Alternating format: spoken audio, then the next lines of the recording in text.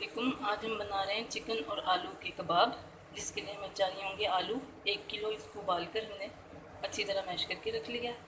ये चिकन है हमारे पास, इसको हमने नमक, लहसुन, अदरक और थोड़ी सी काली मिर्च डाल के बॉईल कर लिया और फिर ऐसे श्रेड कर लिया।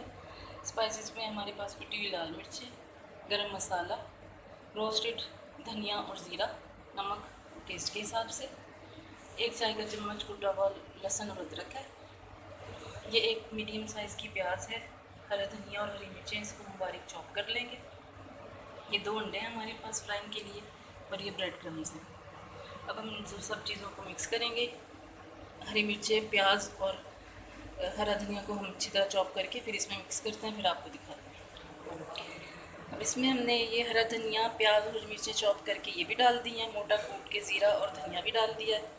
अब हम इसमें स्पाइसेस ये भी ऐड कर देंगे। ये चिकन है हमारे पास, हम इसको भी ऐड कर देंगे।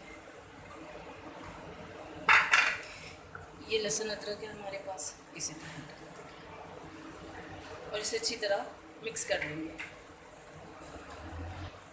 ये देख लें, इसे हमने अच्छे से मिक्स कर लिया। अब हम इन सब के कटलेट्स की शेप बनाते हैं और रखते हैं। अपने हिसाब से आप बनाएं, जितना बड़ा साइज़ आपको चाहिए।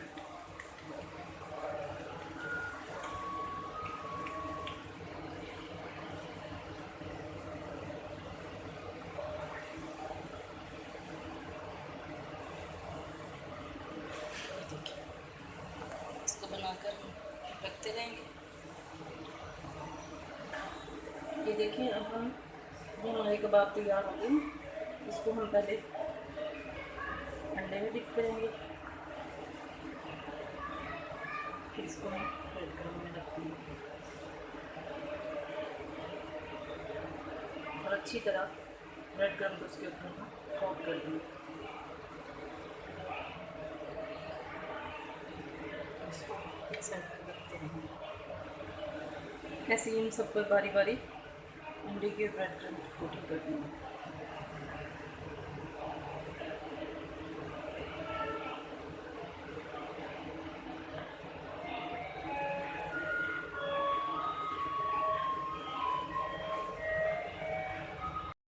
बोलो, ये कबाब हमारे फ्राई हो रहे हैं। एक साइड से इसको मैंने पलट लिया है, थोड़े से ये गोल्डन हो गए हैं। दूसरी साइड से भी बस ये होने वाले हैं। ये इसमें हम अपने और कबाब ऐड करते हैं।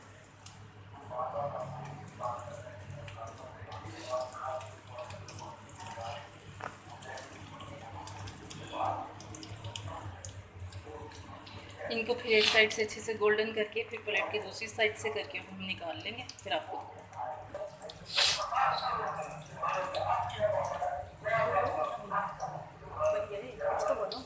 ये कबाब हमारे तैयार हैं। देखें, इतना गोल्डन कलर आने पर इनको आप निकाल लें और ये रेडी हैं। बहुत क्रिस्पी, बहुत ज़बरदस्त कबाब तैयार है।